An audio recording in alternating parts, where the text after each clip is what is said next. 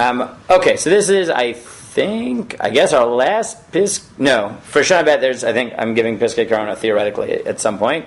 I have to look what day. But the last of our quarantine Piskei Corona, and this is not something I think I'm giving all year unless there's a huge demand for it. And we'll go back to my normal shirim, Agadata, and we'll see what else, Psak, and we'll see. But that something else could be Piskei Corona. It could be. I don't really want it to be. I mean, I'm happy to do contemporary halacha and integrate some of them, but the way I've been doing it now, just sort of reading through Tshuva, I don't know if I'd continue that way. But okay, well, we'll see. If you really want to, we always can do that. Hello, Shua. How are you? Okay, so let's see. I'm doing very well, thank you. Great. Oh, you're in the base, I see.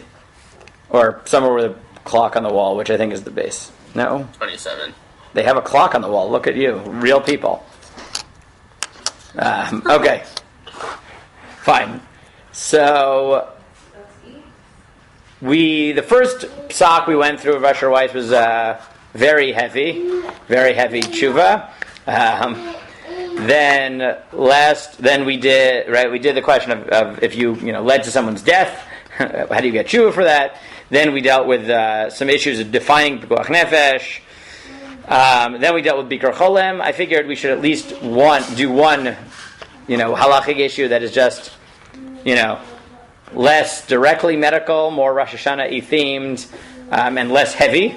So that's what we're going to do. Okay, we're going to do a much lighter one, and that is the question of, okay, guys, as we know, Rosh Hashanah is going to be a little bit crazy. We don't know what it'll look like, but all shuls all over the world, wherever there are cases, things are going to look a little bit different. And in many places they'll be davening outside, and it might be hot. So, or they just want to minimize the amount of time that people are around others. So everyone's been asking, okay, well, what do we do with davening?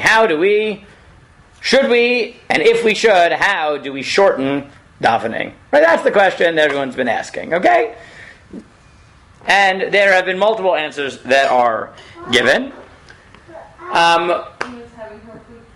So tell me, right, if I threw it out to you, right, and you now are being, a community is turning to Rabbi Gafi and saying, this is our situation.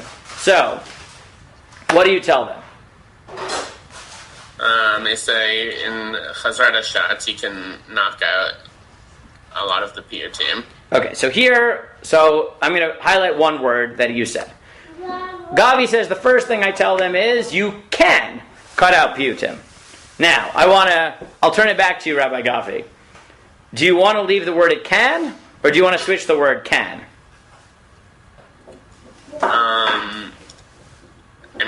Assuming that it's ideal to be shortening davening, then I can switch it to should.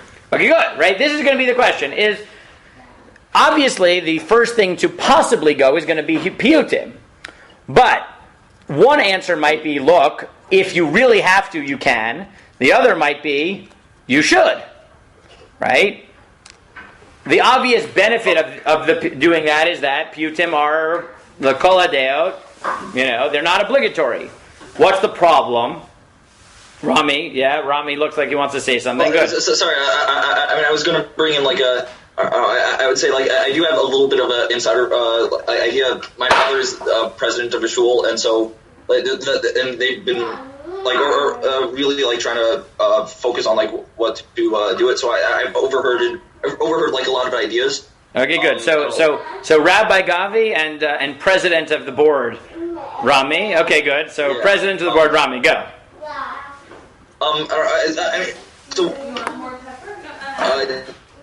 There was. I just heard various things suggesting it's possible you could shut. You could only have 30 shofar blasts, maybe, or maybe just take all the shofar blasts and just have it as a separate sort of communal event. Good. So we could also, right? We could play around with shofar, right? Do it separately. Do it in the street. Do it right. Good. Okay. You could presumably cut out Torah reading entirely. Good. Now, what's the cost of all these things? So let's start. The cost of what Rami just said is obvious, right? Especially the last one. Kriyat Torah is a chiyuv. So cutting that out, it's got to be pretty extreme. Okay. that doesn't mean it's not mutter, right? When it was really, right, when they shut everything down and said, don't go to shul, so none of us heard Kriyat Torah. That was what it was, right? If that's what you have to do, that's what you have to do. But, let's take Gavi's suggestion, piyutim. Okay, so there, right, you're not losing a chiyuv, but what's the cost to telling people to not say all the piyutim? What's the cost? I mean, the only thing I can say is that, you lose sort of the, high holiday feel. Yes, thank you. That's the only thing. You're representing the president of the board. That's the type of thing you should say, which is people come to shul and they want Unitana Tokef and they want, they have the tunes that they like and they've heard for 1,000,000 years, and that's meaningful, right? Meaning, Rosh Hashanah davening, the piyutim are there for a reason. They may not be a chiyuv, but they're there to give a certain feel, and let's be honest, it drives me a little bit crazy on Rosh Hashanah, but in many shuls, the piyutim, which are not obligatory, they sing for hours, and the psukim, which you're obligated to say, according to some Rishonim deoraita, they say, V'nemar, right? We all know the things that are not chiyuv people play up, the things that are chiyuvim people don't. If it doesn't have a nice tune, so then they don't play down. And in Israel, it's less popular in America, but in Israel, it's very popular. Is the one song on Yamim Noraim that drives me up the wall, which is the V'nemar song. I can't handle it. It drives me crazy. They never did this in my shul growing up in Staten Island, but in Israel they do it, which is when they get to V'nemar in the psukim. Anyone know what I'm talking about? No? V'nemar, So V'nemar, and they go on forever. So they spend no time in the pasuk, but they say the word V'nemar like 40 times. Right? I can't stand it. It drives me absolutely crazy. But let's be honest, right? The cost of cutting out the piyutim or the songs or whatever is that people lose the feeling of Rosh Hashanah, which is something that you do need to at least think about, because when you're making a psak, you're not just saying, as Gavi said, what are you allowed to do, what you can do. You're telling people what's the right thing to do, what's the best thing to do, and the answer might not be cut out every last thing that you possibly can, right? Now, part of the reason that shofar blowing this year is a little bit less, like lower stakes, is that, as the guys in my share know, and we've talked about ad nauseum, is on the first day of Rosh Hashanah. The shofar, right? Right, we're not blowing the shofar on the first day because it's not, right, because that's the doraita. It's only the second day, which is derabanan to begin with, so it is more malleable than in a normal Rosh Hashanah, right? Because in a normal year, it would be obvious. Do the biblical one. Go for shofar blowing. This year, there is no biblical shofar blowing. So it's, right? So everything is a little bit less costly in that sense, in terms of formal chiyuvim. Okay, so let's look at 2 or 3 responses and suggestions of what we are... So about the piyutim, though? Yeah. If you're concerned about losing the piyutim, the majority of them, with maybe 1 or 2 exceptions, can be said also beyachid. Oh, very good. So the other, and this is very good, and probably the entire communal setting. Oh, good. So probably like you're right, but wait. So Gavi, perfect. So Gavi knows me already a little bit, and Gavi knows that when I talk about psak, I think about psak. Right? A good posek is not just one who has good lamdus, but it's someone who has good practical suggestions. Right? Meaning psak is practical. It's not just the theoretical. It's not just the lamdus. When someone asks you a practical shayla, sometimes the best way of dealing with it is practically. Right? It's just saying, look, we can avoid the halachic issues, and here's my practical suggestion. Rami doesn't like it, but that's part of psak, like it or not. Right? A good psak, right? A good psak might be, right? Look, a posek could say you're allowed to skip piyutim, but you could also set up a minyan of exactly 10 in a very, very, very, very large backyard or park, right? Where there's zero risk, and have a 4-hour davening or 5-hour davening of all the people who want, and that would be good for the people who want all the piyutim, right? Psak has to integrate a little bit of common sense with the halachic advice, and that's why I pushed Gavi on the can-should, right? The first question is to think about what is possible halachically. The second question is, okay, here's my range of things I can do within the realm of halacha. Now what should I do? And there, like it or not, Rami, you've got to take into account some non-lumdish possibilities and factors, right? There are problems with that. I'm thinking a lot of like logistic things that my father has. 100%. But you got to understand that a good psak will take that into account, right? Or the good implementation of halacha will include pragmatic concerns as well, right? Meaning, let me give you a very simple example, okay? Right? Technically, right,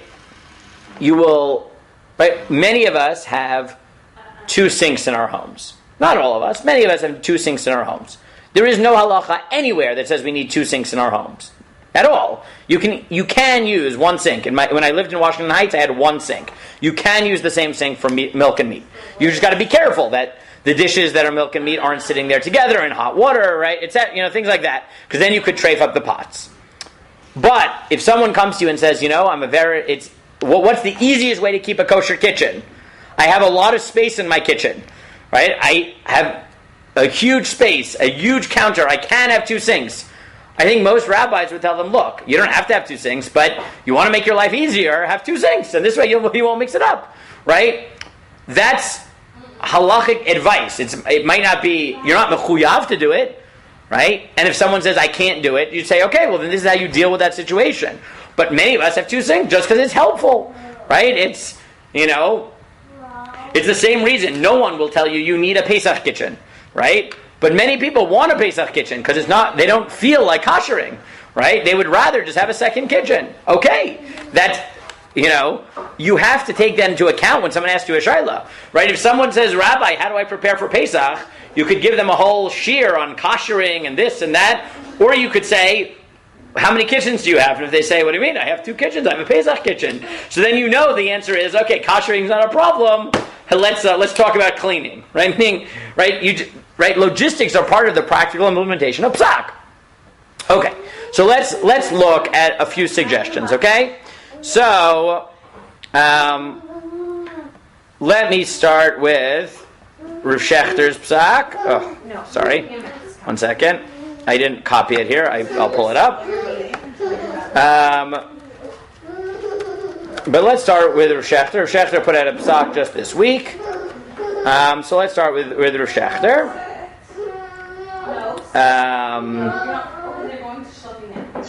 Funny. I think we were just my community was specifically waiting for the sort of local rabbinical council to issue something, and they've just been slow. So I know this had to be recent. Yes, it was. It was 2 days ago. Yes, it was 2 days ago, and you can already see. I'll share the screen, but you can see it was 2 days. It was posted on YU Torah 2 days ago, and this is not the only place it was published. But you can see it already has 492 views and 275 downloads. Everyone has been waiting for psak. Okay, everyone wants to know what to do. So here's Rav Shechter's relatively short treatment of it. Okay. So he says as follows. Okay? Who wants to try Rav Shechter's psak? And just so you know, the next psak we're going to look at is Rabbi Willig. It's in English. So if someone wants to hold off volunteering, I definitely want one of you to volunteer for Rabbi Willig because, it's English. If you don't want to... I'll volunteer to read this, but was it really necessary to use Rashi script? Okay, you don't have to read it. I can read Rav Shechter. Rami, you can.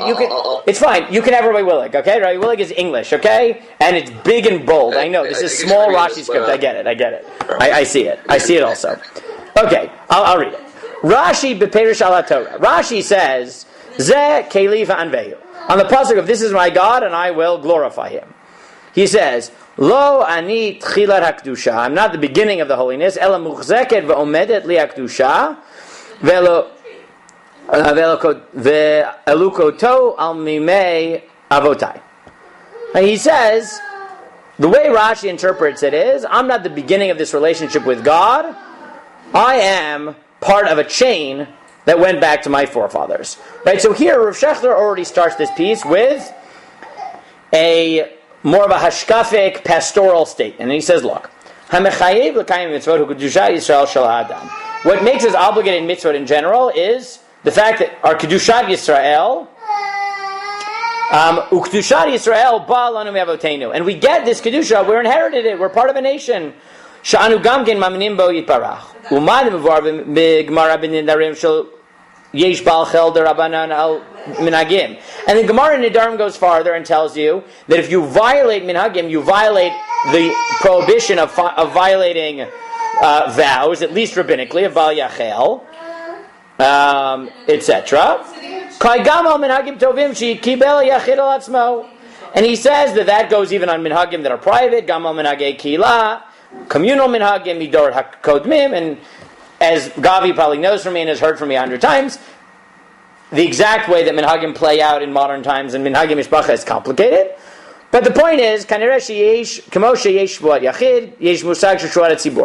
there's a value, there's a notion of a personal commitment and a communal commitment.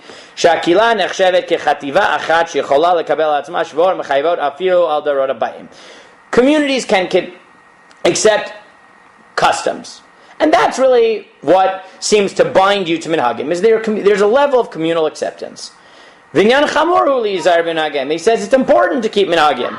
As the Maharil says, the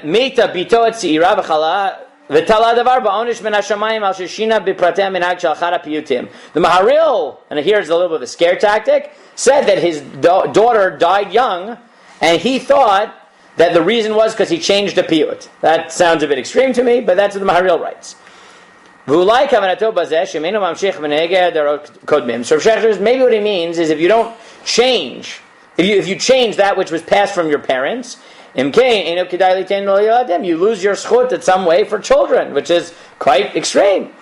Because you're preventing the continuity to the future generations. Because the blessing of children is because so you can continue the tradition. And if you can't continue the tradition, so why should you have children? Rabbeinu Agrid Zal and the Rav, Rabbi Soloveitchik, I am מאוד מקפיד בכל מנהגים שנזכרו בשולחן ערוך, אפילו במקום שכבר קדם משנה ברורה שמנהגים לא אילו כבר נתבטלו. The Rav was machmer minhagim, even though as the Mishnah Berurah said, you don't have to keep anymore.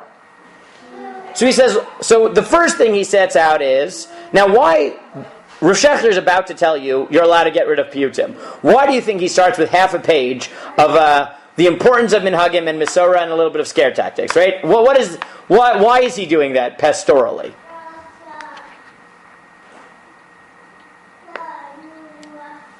I'm just guessing. Because I think what Rav Shechter wants to remind you is, even if he's about to say you're allowed to get rid of the piyutim, he doesn't want you to think that this was a decision he took lightly or that you should take lightly. Right? He's saying there is a cost. Meaning, yes, it's only a minhag, but minhag is important too. Right? Minhag is important too. So therefore he says, look, if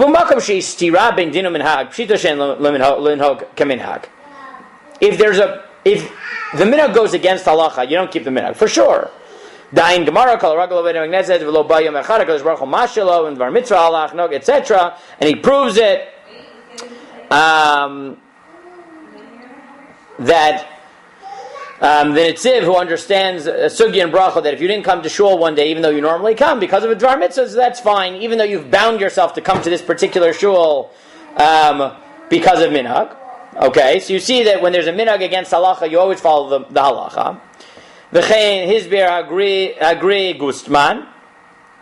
V'chavana Ramam. That's what Rav Gustman says in the Ramam Sheet. Mitzvah litzlot kol karban pesach b'yachid. Mitam minhag ein lechol shuman agid. That there's a mitzvah to roast the whole karban pesach, but because of minhag we don't eat the fat around the gid. V'kol hashana kula noagim minhag ahu chutz milele pesach. Normally, we not only do we not have the gid hanashe, we don't have the fat around the gid hanashe. But on Pesach, the Rambam says we do eat it. Why? Because even though we normally want to be extra careful with the gid hanashe, when there's a mitzvah to eat the karban Pesach, so we keep the ikra din. We don't eat the gid, but we eat the fat around the gid. Okay. Because now there's a contradiction between minhag and halacha. You always follow minhag. So therefore he quotes And he says, but the Dogel Mervava says, the only time you need Hataret Nidarim to get rid of a minhag is if you're getting rid of it forever. But when there's extenuating circumstances, every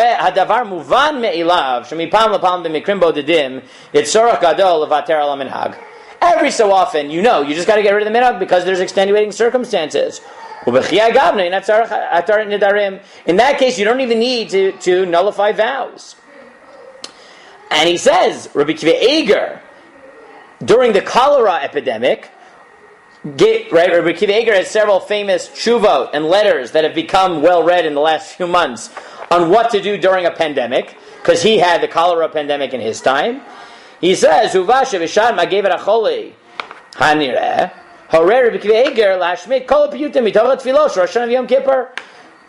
that, Rabbi Kiva Eger said, in the time of the cholera epidemic, get rid of all the piyutim,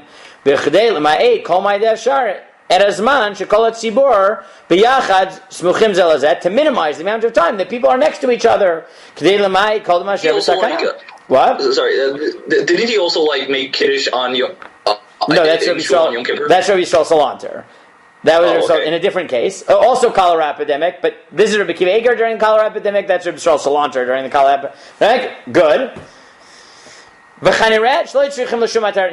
says they didn't need Atar Nidarim. The Kaimlon, the Bikuach Nevesh Docha, Kol Darakula. Vein Tzarech Latir Nidarim. He said, what's the reason? Obvious.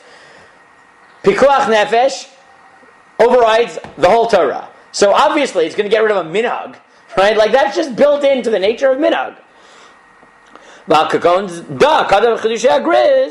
And he says, this is what the Grizz quoted from his father, Reb Chaim Soloveitchik, who had told someone in Yom Kippur to eat as much as he needed. Right? Why? Why was he telling him to eat as much as he needed and not telling him to minimize it? He says, because he said Reb Chaim was not Hayamekil B'Hilchot Shabbat Chalila. It's not that Reb Chaim was lenient about Hilchot Shabbat or Yom Kippur. El Shayam Machmer B'Hilchot Pikuach Nefesh. He was Machmer in Pikuach Nefesh. V'aleinu litzod v'linahog b'kvod Rabotenu gon Reb Kiva Eger Reb Chaim V'Vlozhen gon Reb Chaim Soloveitchik v'od lahachmer b'nyani Pikuach Nefesh. And therefore we have no choice but to give up some minhagim.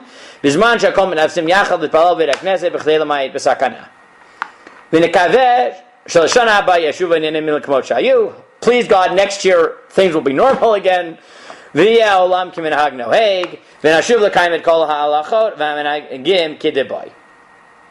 that's Rav Shechter. Now, does Rav Shechter say you can get rid of piyutim? Yes, right? He says you should. So first he says can. Definitely you can. Does he say you should? He thinks you should. Right? Does he distinguish between which piyutim and not? No. And what's his argument? As much as you can minimize it, you should this year. This is very much a Pikuach Nefesh comes first, and even if there might be cost, he doesn't tell you. Now, does he tell you that you're not allowed to set up a safe way to say some more davening? He doesn't tell you that. He doesn't tell you. But fundamentally, Rav Shechter is focusing on you can, and therefore you should minimize piyutim. He doesn't say get rid of them entirely. He's not clear. He does seem to advocate minimizing as much as possible. But that's Rav Shechter.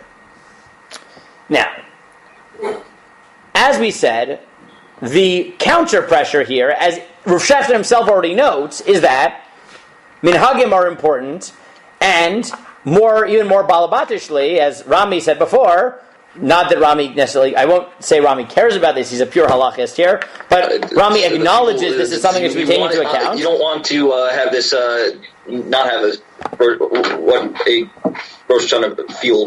Right.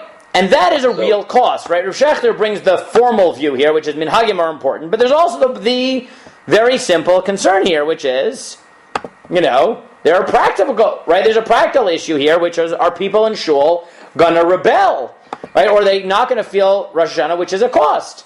So, here's Rabbi Willig's version of this, and you'll see, halachically, he fundamentally agrees with Rav Shechter, but you'll see that there is certain sensitivities here that Rav Shechter at least didn't spell out, or maybe Rav Shechter doesn't agree with, I'm not 100% sure, right? But let's look at Ray Willig. Okay, Rami, I promised you could take it. So here, English, in non-Rashi script English, shockingly.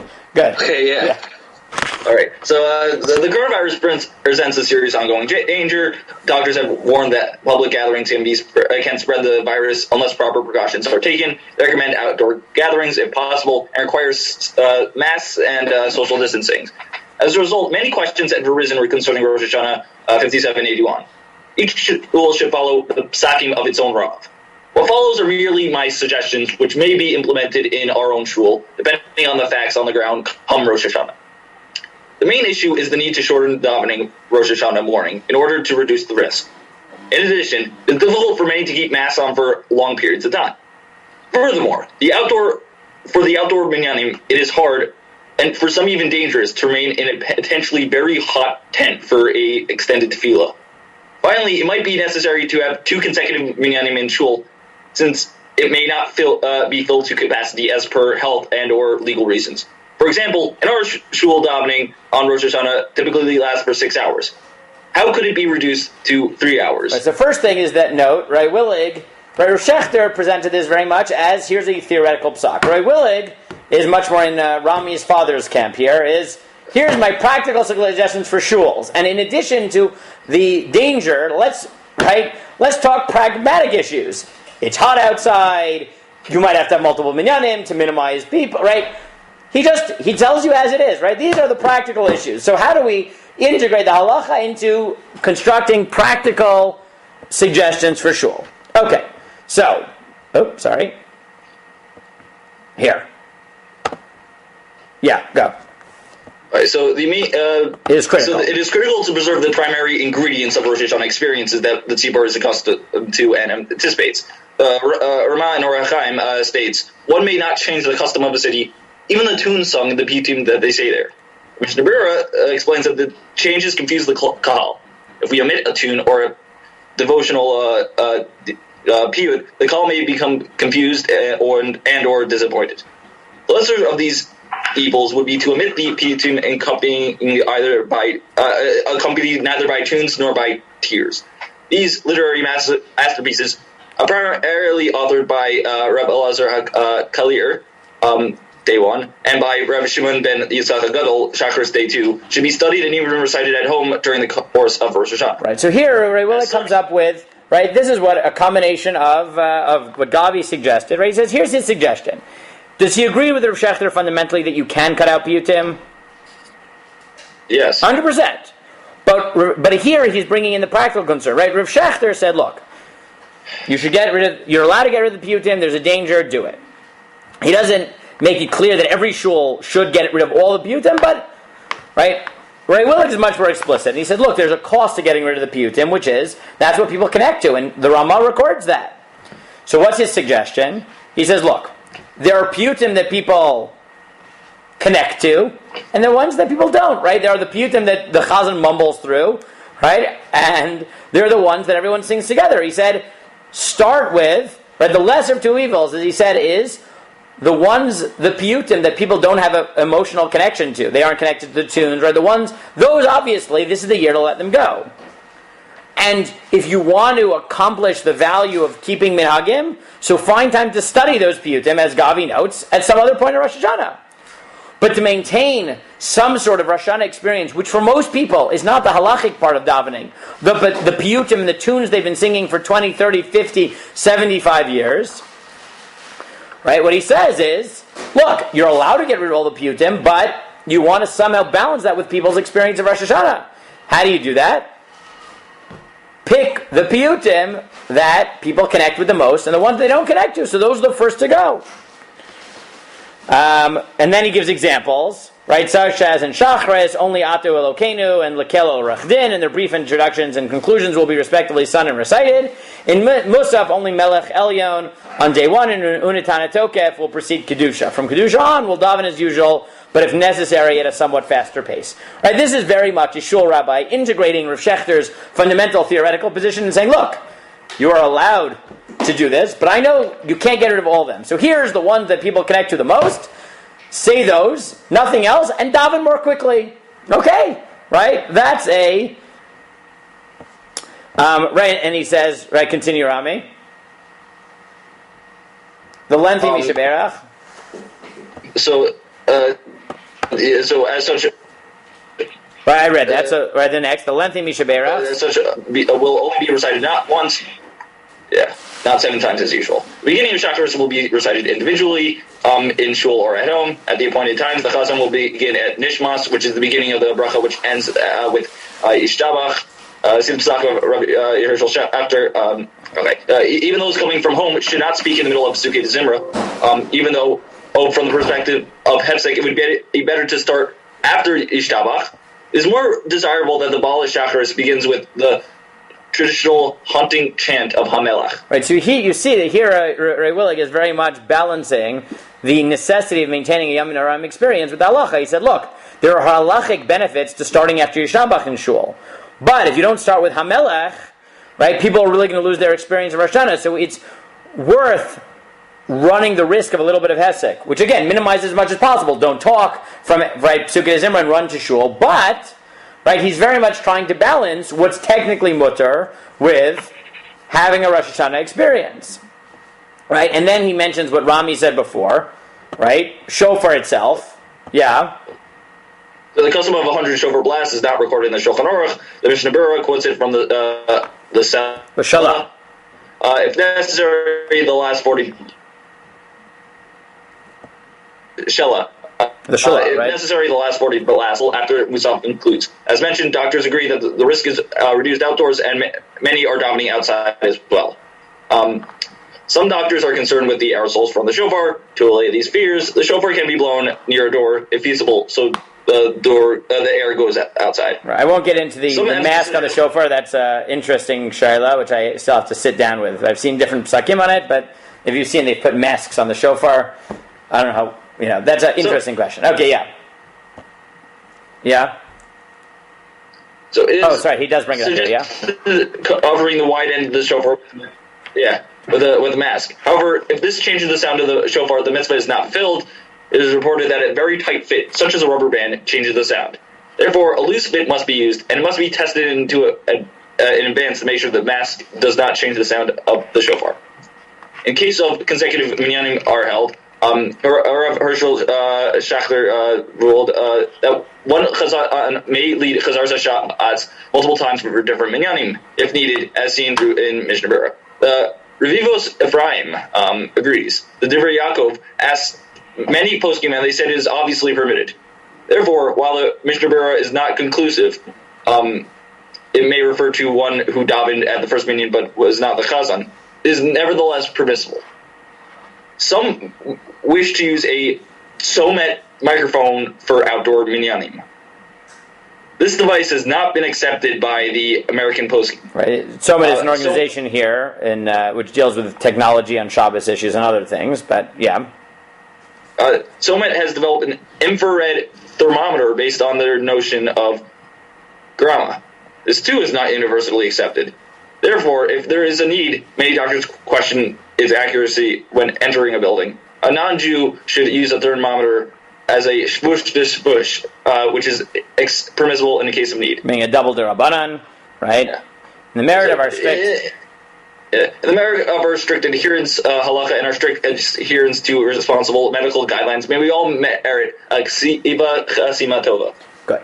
So, fundamentally, I would say Rav Shechter and Ray Willig agree on the piyutim, except, right? And here's what I want to note, is that the tshuva read very differently, right? Ray Willig's tshuva reads much more like someone who is a first-rate posek and also a shul rabbi, right? Because he's very aware of the fact that there's what's mutter and what he can actually pull off in his shul, right? Now, there may be places, and as he said, he's also saying what's going to work for his shul. He's saying there are other shuls where maybe they'll say more piyutim, and some where they might say none at all, right? But you see that, right, Rav Shechter starts off his tshuva by saying minhagim more important, formally, but pikuach nefesh is doche.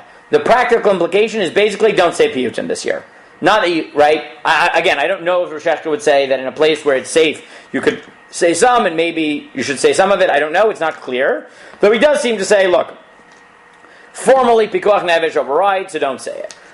Ray Willig agrees fundamentally, but he recognizes there's a balance, not just the formal value of minhagim, but practically, people need a Rosh Hashanah experience. They need that, and therefore his suggestion is, like Rav Shechter's, cut down piyutim as much as possible, but he tells you, but try to keep in the piyutim that people really need, right? And if it means speeding up davening, if it means, even though, yes, davening, the actual davening is more important than the piyutim, right? You need to try to compromise not just, right, on the formal issues, but you need to have a practical guidance of what to do here.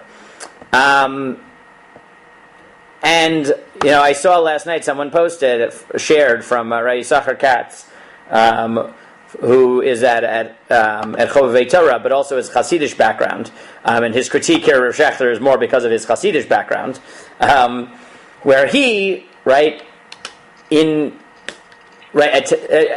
doesn't love the extreme formality of Rosh Hashana's tshuva for a lot of the reasons that are evident in the way Rai Willig frames his response, even if substantively they're similar, right? So this was his Facebook post response, right? And he writes, "Oy vey, halachic man run amok," right? Okay, I don't know if I would say that to Rav Shechter, but this sentiment, fine. He says, "Why you released another of Shechter's important Corona psakim? These periodically released short SMs are a balm of healing Torah and also offer a rare window into Rav Shechter's judicial persona. They showcase his vast knowledge and convey his immense sensitivity. The latest one is no different. It's stimulating and informative and also provides insight into a unique aspect of his halachic philosophy. Technically, this one merely reinforces an earlier psak, but the reasoning is a stronger reflection of his jurisprudential philosophy than the previous one. This one is a stark illustration of Rav Shechter's Rav Soloveitchik's halachic man personified. Halacha is his only jurisprudential prism. The value of every religious endeavor is determined exclusively by its halachic bona fides. Here's how. We are all in agreement that this year we'll have to abbreviate the high holidays tefillot.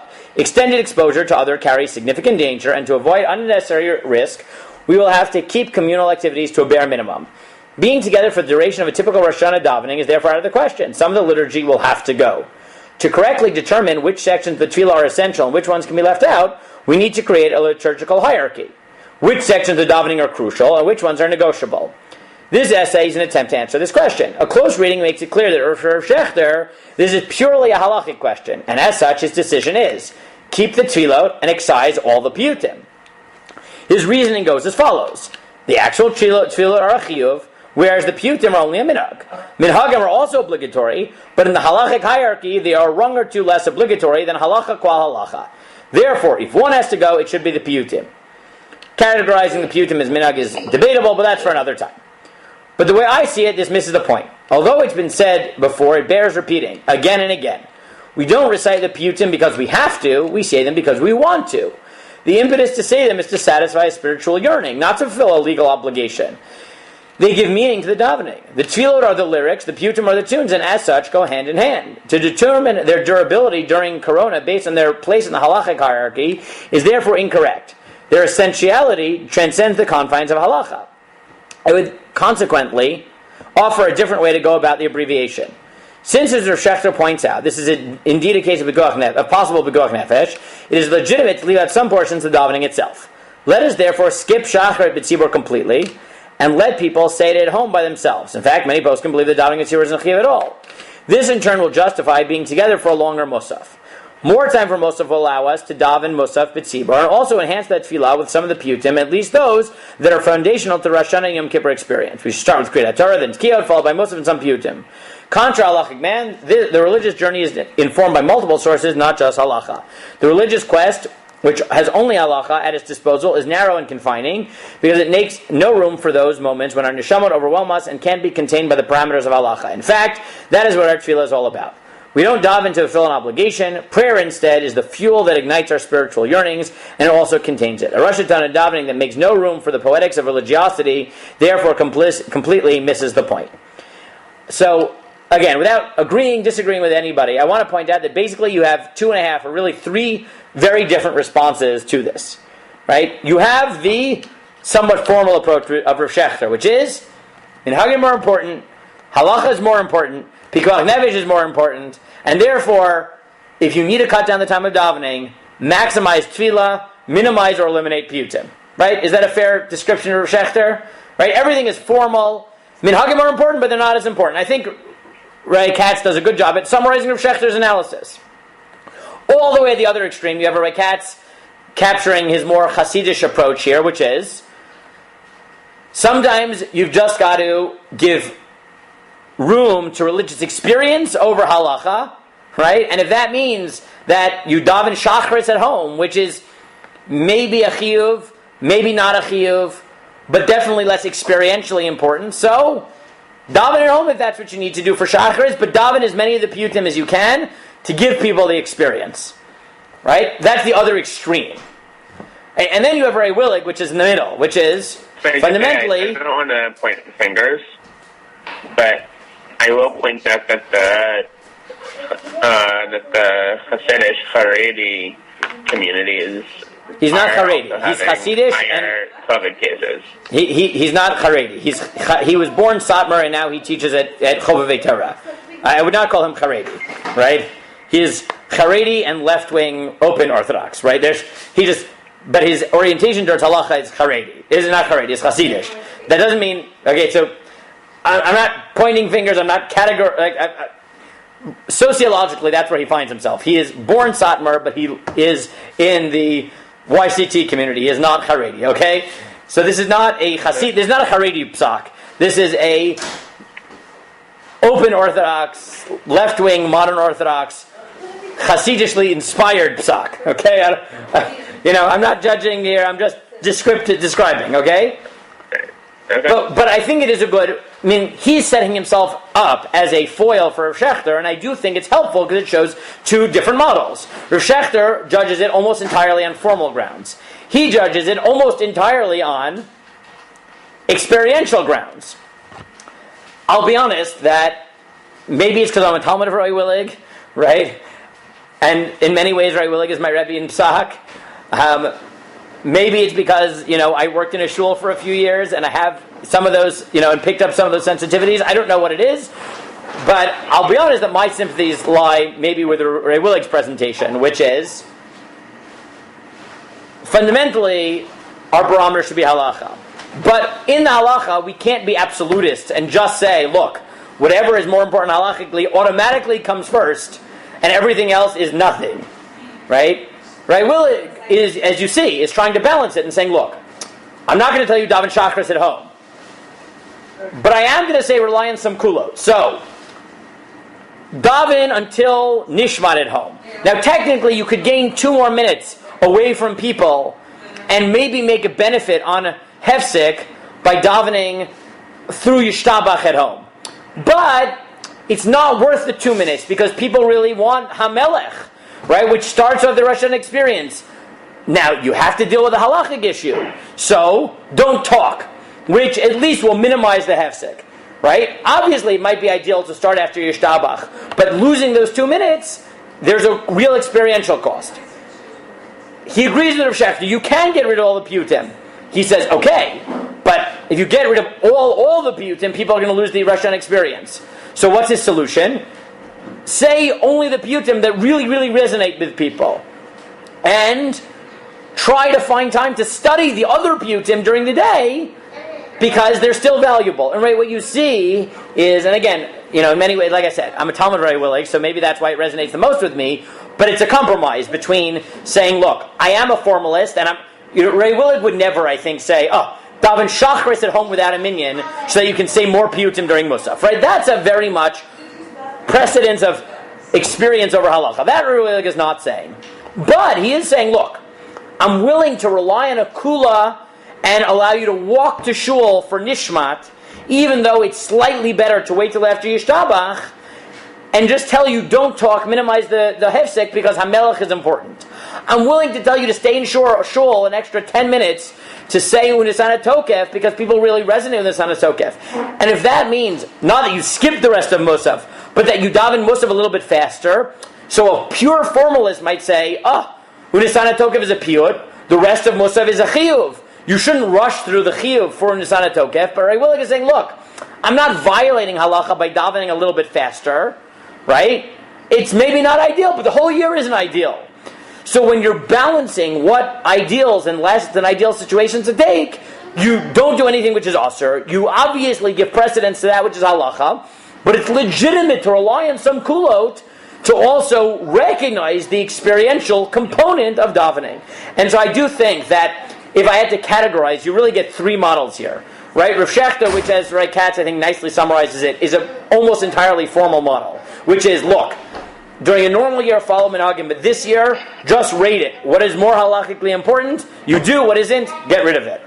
Ray Katz, which basically says, worry about experience more than halacha, and Ray Willig, who says, come up with a messy solution, right, that will, as much as possible, maximize the halachic parts of davening in the most ideal way, but be willing to rely on kulot, but don't eliminate the recognition that at least giving some space for the experiential, the minhagim, is important, and if that means staying in shul an extra 10 minutes, that's probably not going to be what makes or breaks people's health. So it's worth recognizing the importance of people's experience. Again, right? Willig is saying, don't say all the piyutim. He's not saying just let people experience Rosh Hashanah. He says it's an extenuating circumstance. But he's much more trying to compromise between the two extremes, so to speak, that Ray Shechter and Ray Katz sort of play out. So I do think that you see here three nice models in terms of how you deal with these circumstances. A much more formal model, a much more experiential model, and a much more messy compromise model that tries to integrate as much as possible both values. And again, I think recognizing that these are three different models is really important because it gives us, right, at least it helps us clarify where we find ourselves and understand the way the different, right, halachists are thinking through these types of issues. Okay, so this was a much lighter issue, but I do think it's the pressing one, as this is our last, I think, Piskei Corona, at least together before Rosh Hashanah. And seeing the different models is definitely, I think, very helpful. I see that Rami wants the link, so Yeah, can I get the link? Both Ray Shechter and Ray Willig's can be accessed on TorahWeb.org. But if you want, give me a minute and I'll give you the link. Okay, here's Ray Shechter. Here's Ray Schechter's. 1 second. Here's Ray Schechter's. Ray Willig, I'll give you 1 second. Ray Willig is here. Ray Willig is here, and the other was a Facebook post, so I can't share it on you. If you can, he might have made it public, and you can check it out. But okay, so those are these three models. I think it gives us a framing of how to think about these issues. And in general, a framing of how to think about issues like this in the future, because you see different models of halachic thinking here. Okay?